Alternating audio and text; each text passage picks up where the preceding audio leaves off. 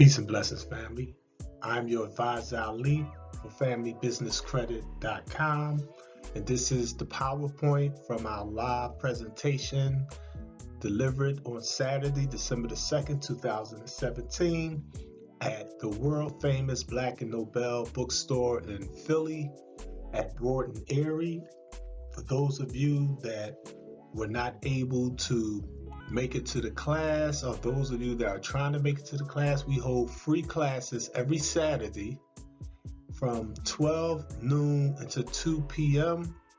You can come and get the information. We give out the free literature, we network, we show the love in the hood, and we put it to you in a straight, thorough, real, practical way that makes you be in a position where you literally are making things happen instead of waiting for things to happen. This money thing is a mindset. You know what I mean? It's a concept.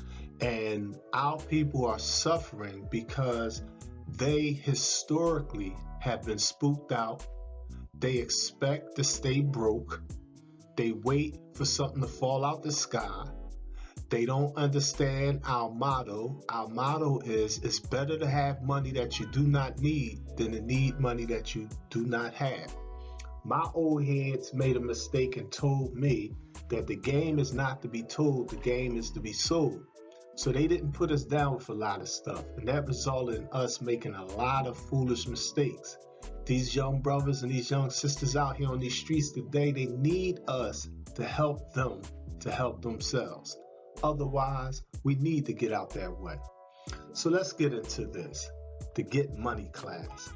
We're going to cover some things that may be familiar to some of you. Some of it may be brand new, but feel free to send your questions, comments, and suggestions directly to ministeralif@gmail.com. You can learn more by visiting our website at FamilyBusinessCredit.com. Let's go. Black and Nobel Community Center. We say community center because historically, Brother Hakeem, coming straight from the streets, being an entrepreneur, struggling to make it happen, he was able to mathematically share with our people at Black and Nobel a cultural center. It literally is more than a bookstore. Yes, they have books. Yes, they have DVDs. Yes, they had that Street Fire in there. Yes, they had the street cred. Yes, they ship to prisons. Yes, they help the hood. Yes, this is the place where many of our cultural teachers come in. This is where our organizations meet up at. I'm talking everything from the street guys, from the hustlers to the teachers, to the scholars, to the warriors, to the gods and goddesses. You had the Christians, you had the Black Hebrews, you had the Nation of Islam, you had the Sunnis, you had the revolutionaries, you had the Black Panther parties, you had the 5%ers, you name it, they there. The Pan-Africans, the Afrocentric cult, the herbalists, all of the scholars from Polite to Dr. Ali to Minister Inky, you name it, they be there. I mean, I remember coming in there and you just have your mind expand with the knowledge, wisdom, and understanding and faith that the different brothers and sisters share with our people. They hold Kwanzaa celebrations. They hold hip hop business as well as street hip hop. You name it, they there. The entrepreneurial spirit has always been at Black and Nobel. So we like to thank Brother Hakeem and the staff at Black Nobel for all their years of hard work and service and dedication to helping the babies and the youth and the adults and the seniors and our people worldwide, because they definitely serve the community. Let's look at this. Philly's poverty rate is the highest among U.S. big cities. We look at important takeaways from Pew's new report on Philadelphia's poor by Joe Trinarcria.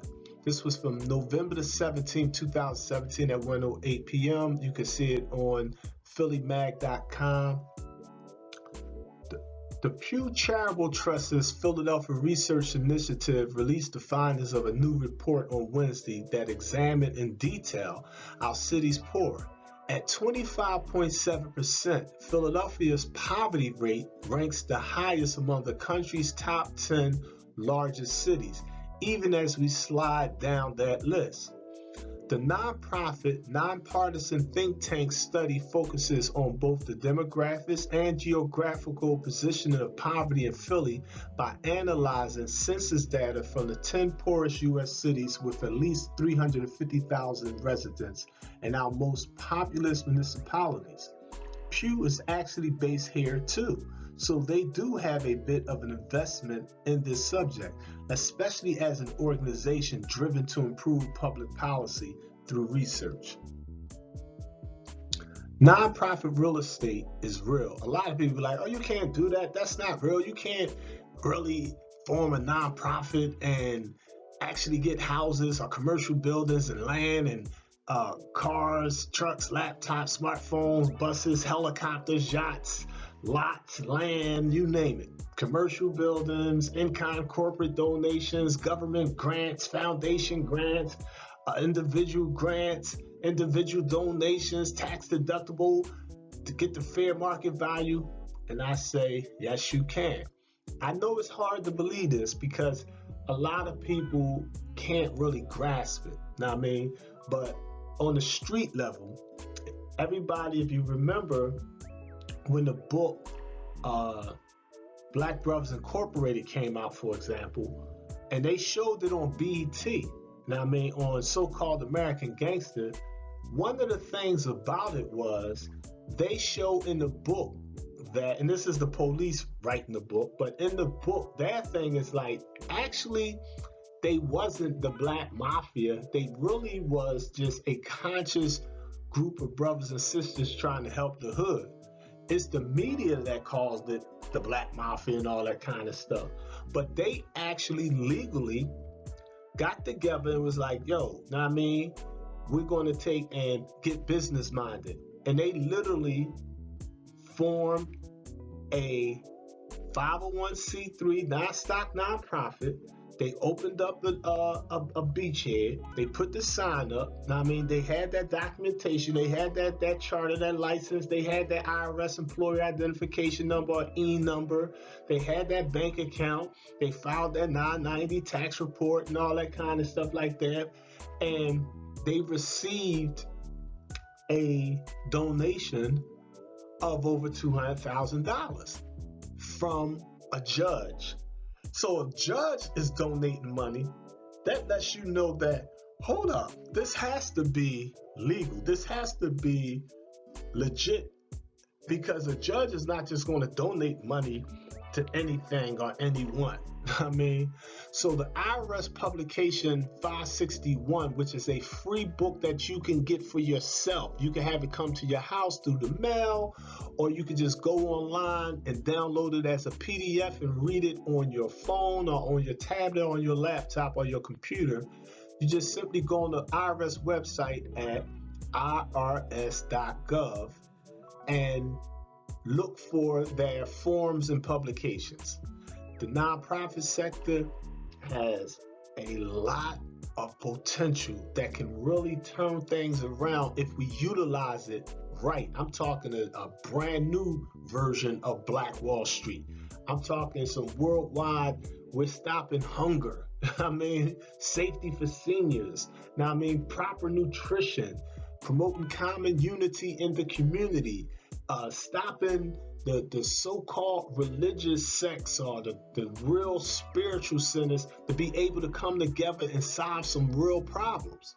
Now, I mean, instead of Muslims and Christians and Catholics and, Black Hebrews come together arguing and all that stuff, let's come together on the tip like, you know what? We're going to take and systematically transform our people's minds, transform our people's hearts, make it where it's not normal for us to see people homeless. It's not normal for our brothers to be out there thinking that they got to kill each other.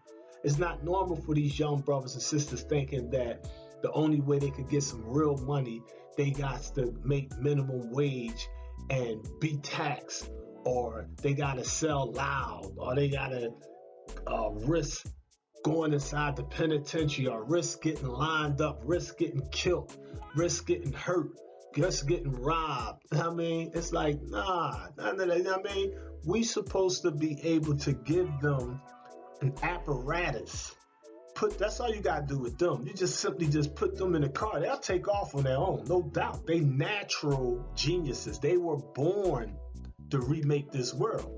They need the financing to do it. And since we live in a world of imperialism, capitalism, fiat money, promissory notes, the Federal Reserve, and American greed, they can't get a start because we won't even give them wings to take flight with.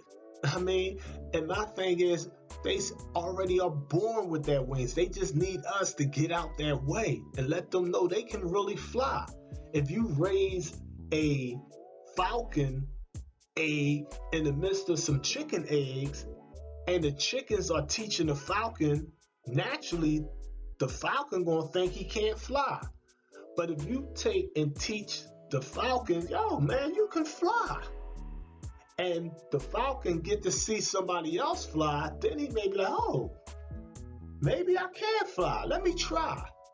And when he tried, he may not fly the first time, but he tried. What if he never tried? I mean, what if he never seen a falcon take flight? In the city of Philadelphia, there's an elder and a mentor that been helping Philadelphia with the Philly sounds. I'm talking about our beloved elder and mentor, Brother Islam and Lukman at Universal, a 501c3 IRS recognized nonprofit who had over 1,500 properties donated to their nonprofit charity, utilizing the laws that's in this book. This is something that your mama and your grandmama and your grandpapa and your uncle and your aunt and your niece and your nephew and you can do to help transform your hood. You may not get 1,500 properties. You may just need one. You just may need a community center to promote common unity in the community. You just may want to open a daycare center, open up a laundromat, a barbershop, a hair salon, a supermarket. You may want to grow organic fruits and vegetables on a small farm to help take care of the community. You may want to open up a free clinic. You may want to open up a place where we have job training for our people. We have a place of refuge. We got a place for re-entry with brothers and sisters coming home from the county, state, and federal and private prisons. Be like, yo, y'all ain't got to get caught up in this nonsense, this spider web. Nah, you come over here. We're going to make sure you get back on your feet. Know what I mean? Whether you have a skill or not, we'll teach you skills in here. We'll teach you to become certified in whatever. Whether it's get your barber's license, plumbing, electrical work, you know how to fix cars, if you know how to rap, if you're a boxer, if you know how to paint, you know how to make clothes, whatever, you do artwork, whatever it is that you're naturally good at, we want to help you develop that talent and that skill and show you how to utilize that skill to do something for yourself. LLC. Simply put, an LLC is a limited liability company, which has some features of both partnerships and traditional corporations. It provides greater liability protection than individual ownership and may have perpetual existence. However, an LLC is also somewhat simpler to manage than a traditional corporation. So an LLC, all right, on a plain basic level, all right, say for example, you'd be like, all right, Alif, how can I start this thing? How can I get this off the ground? How would I be able to make money with this? All right, this is what we do for our clients at familybusinesscredit.com. Say somebody came in and enrolled, all right? Basically, the enrollment package for LLC is $360 as of 2018. Short version, it'll take us like 40 days to set everything up for the person. Boom, they in motion now. They got their LLC, they got their templates, they got their bank account open, They got their SAM's number. They're already filing for grants. But we also teach you the secret trades of how to get business credit. We show clients how to do trade lines with Uline and Quill and Lowe's and Staples, where now you buy something from the store for like $50 and they report it to Dun & Bradstreet. Now your Paydex score is growing. What is the Paydex score? The Paydex score is basically like the credit score for your company. Just like you as a person may have no credit or bad credit or good credit, you know, your credit score could be, say, 700, 800, 850. Your business credit can only go up to 100. Good personal credit is, say you got a 720 credit score. They'd be like, okay, you got decent credit, you got good credit. You could go ahead and get you a house at a good price. You could get you a car. You could get you a credit card in your name. I mean, for $1,000 easily. Now, I mean, well, when you build business credit, you can get the Spark card with $10,000 on it. You can get the Ink card with $10,000 on it. Now, keep in mind, you only paid $360 for your LLC. But if you're building business credit and you're taking and using that American capitalist principle where you're making money with your money, hey, your LLC can grow. You have people that literally take and start an LLC. They get their business credit card, say they get $10,000 on the Spark card, and what do? They start another LLC with that credit card. And what do? They get another $10,000 for the second company that they started. And then what do? They start a third LLC, and they get a third $10,000. And before the year's out, here's a person that started with $360, and factually, they, like a client of ours, they already got over $1 million. So people is able to utilize this. Then you have people that utilize it because they want to start a clothing line. They may invest in, say, they may get a t-shirt making machine. They may invest in their own t-shirt press. Now, I mean, get them a little printer or whatever the case may be. Now they designing their own clothes. I mean, I know a female that when Bernie came to Philadelphia downtown about a year or two ago, last year, I think it was last summer sometime, she basically made like $6,000 in one day. You know what she was selling, invested in? She was selling Bernie Sanders condoms. And the condoms said on the pack, "Feel the burn." It was a witty, comical gimmick, but it worked because at the time Bernie Sanders was real big. We had Shout Out New York and met some of his people out there, and you know, I was downtown with Dr. Cornel West, and Bernie came through, did his thing. But the people really have to have a business mind, meaning that I didn't tell the girl, oh, you should do this or you should invest in this. That's up to the individual. You make and unmake yourself. All we could do is turn you to yourself. What is the difference between S and C corporation?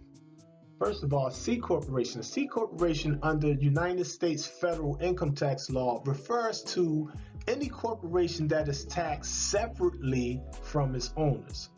A C corporation is distinguished from an S corporation, which generally is not taxed separately. Okay. A regular C corporation is treated as a separate taxable entity by the IRS. A C corporation is taxed at the corporate tax level and then again at the personal income tax level when dividends or payments are made to the shareholders. This is why C corporations are known for having quote unquote double taxation.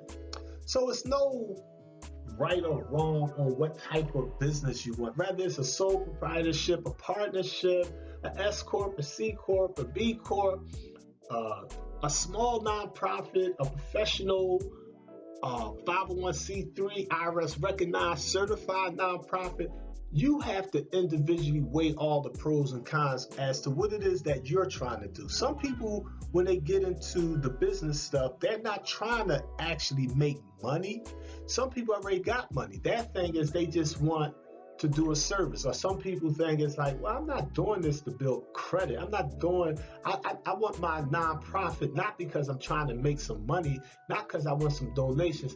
I want my nonprofit because my daughter or my son died in a car accident by a drunk driver. So I want to make sure and help other people stop having these kind of accidents. I want to try to save someone's life by preventing their family from going through the heartache that I went through. So it's up to the individual. So we don't come like it's our way or the highway. We come in and simply listen. One of the things we do, we don't just say come in and sign up. Our thing is, no, separate from that, we want you to fill out the enrollment form. Give us an idea of what it is that you want, what it is that you're trying to do. So we have a one-page basic thing where we ask you some questions, and we definitely want to be able to contact you to keep you up to date as to where you at and what we're trying to do for business.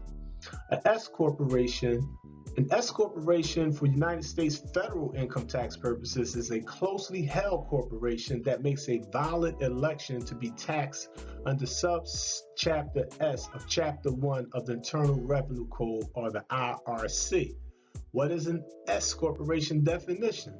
A subchapter S or S corporation is a form of corporation that meets specific Internal Revenue Code requirements, giving a corporation with 100 shareholders or less the benefit of incorporation while being taxed as a partnership.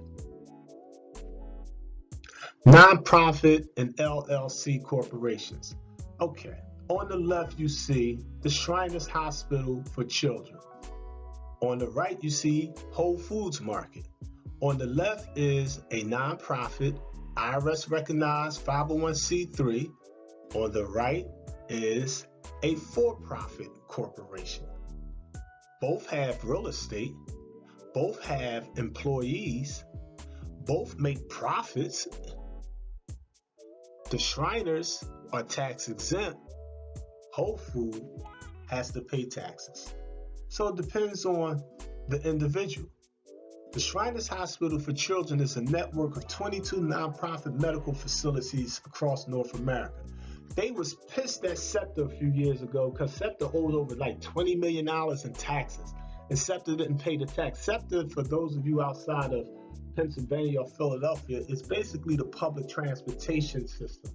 This is where the buses, the trolleys, the subway, like if you're trying to get around the city, SEPTA is a convenient mode of public transportation. But what most people don't realize when they look at this company, they don't realize that SEPTA is a 501c3 non-stock nonprofit.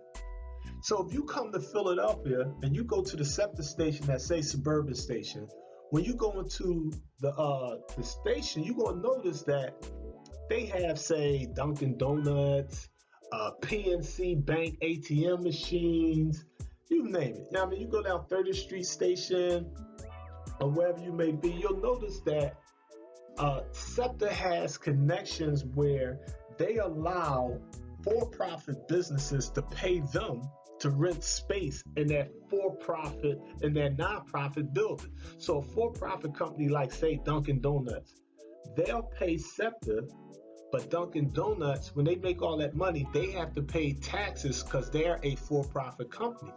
So the city was like, hold up, SEPTA making all these billions of dollars, they're going to have to pay us over $20 million in taxes. And SEPTA didn't pay it. And they took them to court and everything. And at the end of the day, SEPTA didn't give them the $20 million. And when they looked at it, they was like, oh, they don't have to pay this $20 million because SEPTA is a non-profit.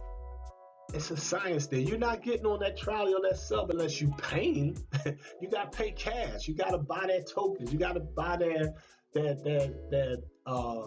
SEPTA passes, their transportation passes. You got to You got to pay extra money if you want to take and get off this particular bus and hop on another one. I mean, it's extra money you have to pay for that. So they make a profit, but all those dollars or all those profits are going into that nonprofit bank account.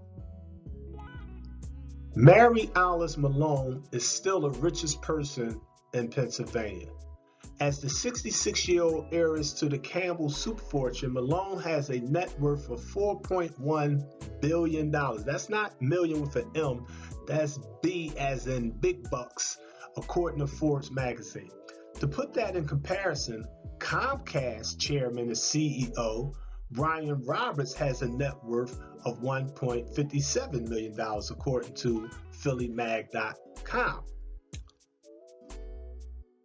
The biggest businesses in Philly by rank. Number one, trustees of the University of Pennsylvania, the Children's Hospital of Philadelphia, Thomas Jefferson University Hospital, SEPTA, and Temple University. They not going to let y'all know, but they're all 501c3 non-stock nonprofits. They're all making billions of dollars.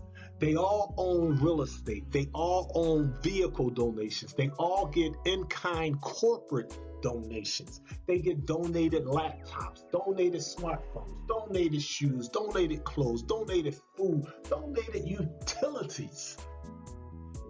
And here we are, sitting up in the hood, struggling to pay our bills, ducking and dodging Billy on the phone or the bill collector. Don't answer that. That's a bill collector. We don't have to suffer that stuff like that.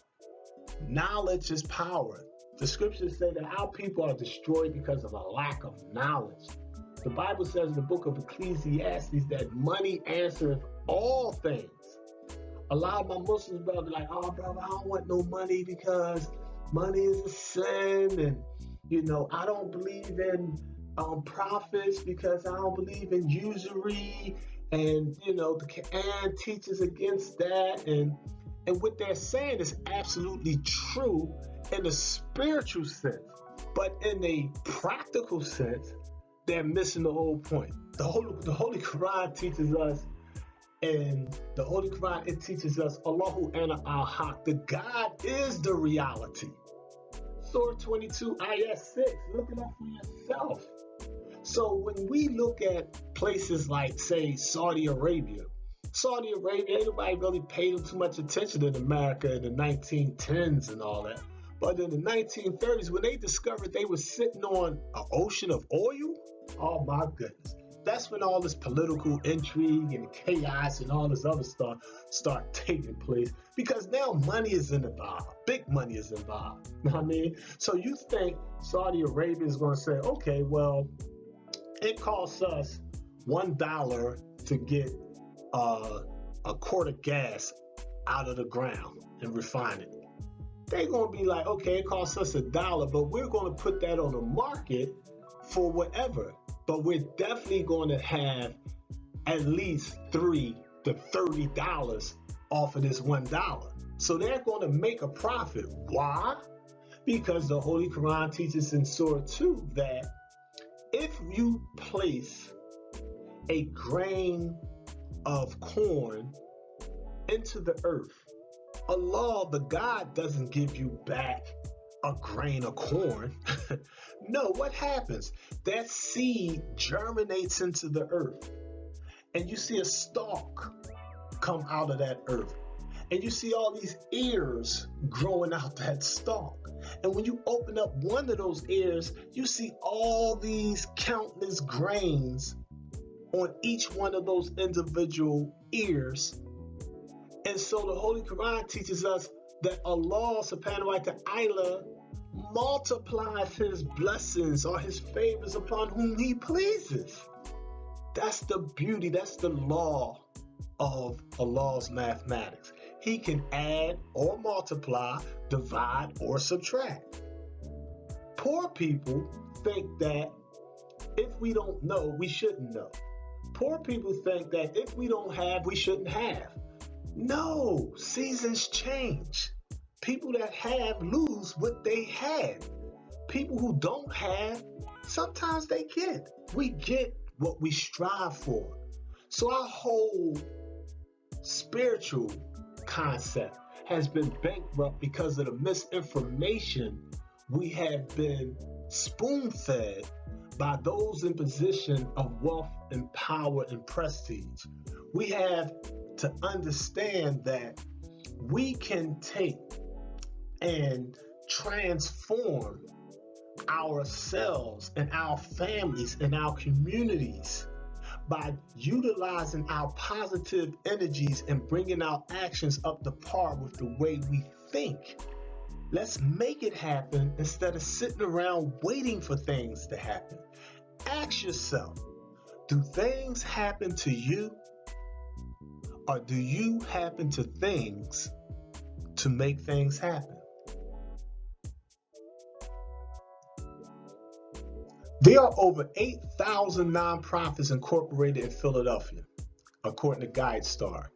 The first number listed is a nonprofit's income. The second is its assets. Just want you to look at a couple of these nonprofits.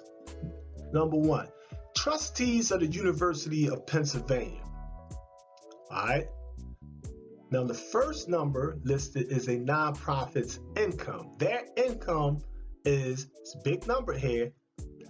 You know how they say, every three numbers, you put the comma there, or true mathematicians tell you never use commas, but for practical reasons, we're talking a nonprofit's income of $15,876,299,641. They ain't even talking about the change. All right. The second is his assets. Now look at the real estate, look at the cars, look at the corporations, look at all the subdivisions. Did I say subdivisions? Yes, I did.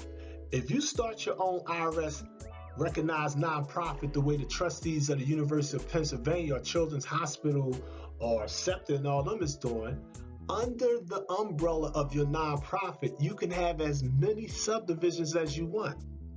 Yes. If you start an LLC, you can have as many subdivisions under that as you want. So you may have at the top a big corporation, and that corporation could be selling Seagram's vodka. And when the father died, what do? They invest in hip hop and take over the hip hop industry. I didn't say they got in it. I said they came in and took over the entire hip hop industry, made more money than everybody in the hip hop industry. All the rappers was making chump change compared to what these big corporations was doing. They was making chump change. Every rapper you ever heard of, every rapper you ever seen was making chump change compared to what these wise businessmen and wise businesswomen was doing on a corporate level, because on the street level, we don't understand the business side of it. So we had rappers from the East Coast and down South and the West Coast. Remember Suge Knight and Puffy and all of them? They was all getting together. They was going to form their own commission joint and take over the hip hop industry. And that was a powerful move they was making. I remember that. I was hyped back then. But the problem I had with it was, I said, dang, they shouldn't have said anything. Because when these rich, powerful 10% slave makers of the poor get together in their boardrooms, they be like, man, we're not letting nobody know our financial stratagems and strategies. We're not going to put nobody down with our public unification until we're ready. I mean, because that sabotages everything. That messes up the money. That messes up the stocks, the dividends, the bottom line for them. Know what I mean? So we got to know that our thoughts travel 24 billion miles per second, but sound only travels 1,120 feet per second. And we have to know, as the messenger put it, we have to know what to say, how to say it, when to say it, where to say it, whom to say it to. So Children's Hospital of Philadelphia, what do they get? $2,117,047,837. $3,546,987,890 in assets. Now imagine their credit line Imagine that trade lines. Yes, nonprofits still get trade lines. So when they say, listen, man, we got 3 billion in assets, that means they could go to a bank and say, okay, look, we great expand. We want to do something worldwide, and we want to take out a secured loan. They'd be like, well, how much you need? We want a check for $3 billion. What's your security? We got $3 billion, $3.5 billion in properties all over the world right now. They'd be like, oh, here's a check right here for $3 billion. Here's a little interest, but that's the game. That's how it works, y'all. Temple University, look at them, $2 billion, $19,276,000. Assets, $2,944,852. You come through Philly. Philly is Temple University. I grew up in North Philadelphia. I remember Temple wasn't nowhere near none of that. I mean, when I was a child growing up, I'll be 53 in a couple of days. But you come through there now, it's Temple flags all over that city. It's Jefferson flags all over that city. They doing that thing. You can't hate the player, hate the game. Drexel University, what do they? $1,817,290,476 cash. What type of real estate? What type of cars? What type of assets? What type of property do they got? $1,943,620,563 in assets. Health Partners Plans Incorporated, they got that $1,625,451,719 in cash up in the banks. They got $476,023,567 in assets all over the city. Thomas Jefferson University Hospital. You notice Thomas Jefferson partnered with the other nonprofit, and now they're all up and linked all up inside, advertised all up inside Amtrak and Jefferson Station and SEPTA, you name it. So these are smart business. You got to respect their grind. You know what I mean? But they have $1,589,904,628. They got in assets $1,772,516,839 in assets. Now imagine you establishing your own nonprofit, and your thing is like, I'm just starting out. All of them started out tiny. They started out small. That's how it go. That's the grind. You know what I mean? You may come in and say, okay, in my first year, I didn't get $1 million. I got like 100,000. In my third year, I had, say, $1 million. 10 years later, I had 10 million. 20 years later, I was all right. I was about to die, passed it down to the next generation. I gave it to my daughter and my son. I passed it down to my nieces and nephews. I passed it off to the hood. I left stuff all in the hood. You go out Pittsburgh, Pennsylvania, it's all kind of nonprofit stuff out there. You see the Pittsburgh Steelers playing football in Heinz there. You look at the Heinz, they got a huge nonprofit out there. You know what I mean? They got all kind of huge nonprofit libraries and things left for the future generations. They left institutions for their people. It's a science to that. Temple University Hospital Incorporated, $1,209,604,341. That's $1,209,604,341 in cash. That's $717,173,174 in assets. The Albert Einstein Healthcare Network Group Lettering Ruling, $1,149,454,907. They got $1,322,357. $1,322,357,938 in their assets. The Children's Hospital of Philadelphia Foundation. What do they mean by foundation? Foundation means 501c3 IRS recognized nonprofit. That's what they mean. They got $1,116,844,032 sitting up in banks, stocks, mutual funds. You think of it. They give out dividends. They got their own in-house system set up. But they also got $1,744,198,284 in real estate and assets all over the place. The Pew Charitable Trust, they got $875,595,351. Think about that. They got $823,502,691 in assets. So if you got a barbershop, you got a grocery store, you got a laundromat, you got a house that you flip, I mean, you're paying closing costs. You got a buyer's agent, a seller's agent, dual agents. You got all these taxes. You got county taxes, state taxes, IRS, federal taxes, and they looking at it like you is a rookie in the hustle field. You're not supposed to be paying no taxes for that stuff. That stuff supposed to be transformed into a 501c3 IRS recognized non-stock nonprofit.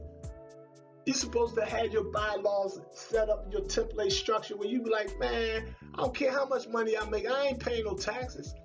Let's look at it on a small if you do like Temple and you bring in $1,209,604,341. Temple thing is, we didn't pay no taxes on that money. We didn't pay no taxes on our $1,209,604,341. Now, say you made $178,000, and here you paying like $50,000 in taxes. Nah, you got that structured wrong, brother, sister. Look at the Community Behavioral Health Incorporated. $811,528,131, $97,358,011 in assets, tax-free. Albert Einstein Healthcare Network, $739,762,819, tax-free. $840,652,000 in real estate and assets all over the place, tax-free. I want you to understand this so I can put you down with that. The Philadelphia Land Bank, 1234 Market Street, Philadelphia, PA 19107. How do I know? I physically got suited and booted and went in there and sat down with them people. I sat down with them. Yeah. The Philadelphia Land Bank is real. You could go online. It's like Zillow. They got a map showing you all the land and real estate that they have. You come and be like, yo, I'm a nonprofit. I need some property. Donate this to my job. It's a tax write-off. Understand the money made around you. The U.S. Housing and Urban Development Department, government office in Philadelphia, Pennsylvania. They at 100 East Penn Square, Philadelphia, PA 19107. That phone number is 215-656-0500. That's HUD. You know, one of the things we teach you is like, yo, you get your SAMS number. What is your SAMS number? SAMS number means your System for Awards Management number. That's a government number. It's a code number. They give you 2 emails. You get one email, welcome you, congratulate you on completing it. The second one is like a secret code number for your nonprofit. They like, yo, now you got this number. You now can go on grants.gov and sign up for HUD grants. You can go on grants.gov and get contracts with the government. Yeah, you got people that literally I know what they basically do is they take and get, say, a contract where, say, a government agency, I'm just using the phrase, say the Pentagon needed some brand new printers. And they'd be like, okay, we need brand new printers for 2018. And they got public bids on who's going to supply us our printers. And you come in with your nonprofit, you got the printing company already lined up. Your thing is like, the Pentagon is saying, okay, you had the cheapest bid, so they gave you the contract. Your thing is you got with some giant big printing company, and they took and shipped all the printers. So say they need 800 printers. The thing is, your nonprofit just made $1 million. You just put money inside your bank account and delivered all the goods and services, and you ain't touched none of the inventory. You just did it with an email. I mean, you just had the money direct deposit to your account. The company was like, okay, well, it cost you $3 million. Be like, okay, well, they just gave me a check for $4 million. I paid you $3 million. You shipped everything to them. I kept the difference in my nonprofit. I just made $1 million off that deal. Smart business. This is how nonprofits operate. This is how LLCs and S corps and C corps operate. If you would like to learn more or to enroll, you can visit our website at familybusinesscredit.com. Your nonprofit can receive donated real estate, vehicles, in-kind corporate donations, government grants, foundation grants, individual donations, etc. Family, stop looking to the sky to bring you food. Will you sit up at home and wait for that sky god to bring you some food or a bottle of spring water when you could typically send a LOI or letter of inquiry from your nonprofit to your local supermarket, and they will take and deliver cases of spring water, Fiji spring water, cases of organic fresh fruits and vegetables or whatever it is that you need, and you're able to get that out to the hood. You're able to just go down to Foot Locker and be like, yo, I got this nonprofit, I got this youth football team, I got this girls basketball team. I need your store to donate some sneaks and uniforms for my teams. It's a tax write-off for them. Some corporations and people just do it straight from the heart. Realistically, honestly, very few will. But if they see that you have IRS recognition, they like, oh, wait a minute. this ain't no little regular 30 to 50% tax deduction, John. This ain't no LLC or S corp. They not looking for a handout. They looking for a hand up. I mean, they trying to make some money with some money. So this is a way where my company can give back. You have banks that have foreclosed properties. They don't tip like, listen, we will donate a foreclosed property to your nonprofit. We want that off our books. You got car dealers like, yo, my man, come on in here. You got your car templates. Oh, Alif hooked this up. Okay, yeah, he what's this in? 1098C. Oh, he know that's the right IRS form. You got IRS form 8283 up in here. You got the appraisal done within 60 days. You can get the house donated. They get the fair market value. They get the appraisal value of that property. If Zillow say the house is worth $200,000, the IRS direct deposit $200,000 in that checking account. The IRS send them a U.S. Treasury check for $200,000. So they got that money. They cool. You got the property. Even if the property still got a mortgage on it, even if the car still is under lease, they can still donate it. And your nonprofit will take over and receive the equity that's already paid on the property, and you're able to pay the mortgage and insurance from the nonprofit account, or you'll be able to pay the car note from the nonprofit account. So it's a lot that you can do to help yourself, to help others, if you get serious and bring your actions up to par with your thinking. Most people like to do a lot of planning, a lot of rapping. And when you see them, they ain't got no money in their pocket, but they got some big plans. They got some get rich schemes, stuff for you. But at the end of the day, it's not practical. I'm not talking get rich scheme stuff. I'm not talking anything illegal. I mean, I wouldn't be on here talking nothing crazy to you. I'm trying to put you down with some some game. Not some devil's game, some God game. I'm trying to put you down with the science of the time that you live in so that you can utilize it to do something for yourself and your people. Think about it.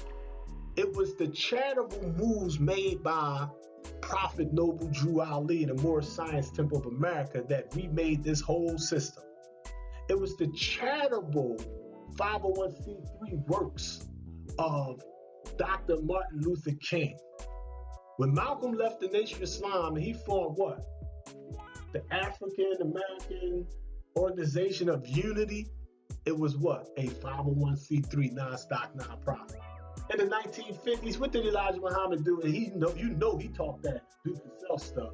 He made sure that he registered with the Secretary of State of Chicago, Illinois, and incorporated the Nation of Islam as a 501c3 non-stock nonprofit. Think about the charters of Marcus Garvey. Think about the moves people was making. It's a science to that stuff. And then look around today and look at how ineffective organized religions have become. I ain't talking about spirituality. Spiritual systems is always right and exact. But organized religions are literally in a position where our institutions, our businesses, our events, our churches, our mosques, our masjids, our temples, our private schools, our charter schools are literally codependent on the constant giving of poor people. So what's happening is the poor people don't have enough to give, so that pool or that market is getting smaller and smaller and smaller. So it's making the institutions suck the blood of the few remaining sincere supporters. So every time we do something, if we come together for something positive, something conscious, we got to have high prices because we got to set up and structure it wrong. So when people come in, they like, I want to order a book, but dang, its price is too high. Oh, they got some good food, but they want too much money for this stuff. They got some good organic, natural drinks, but the prices is too high. They got good papers and good clothing and good dials and good DVDs and CDs and what have you, but the price is too high. They got good incense and oils and sea mosses and herbs, but the prices are too high because it costs so much to get them to that position. They don't have no choice just to pay the bills, just to break even. They got to have higher prices. So that means that our entire systems are about to become obsolete. Our entire economic system is about to go bankrupt and collapse. And we're talking full-scale starvation, poverty, and anarchy all over the world because we fail to act.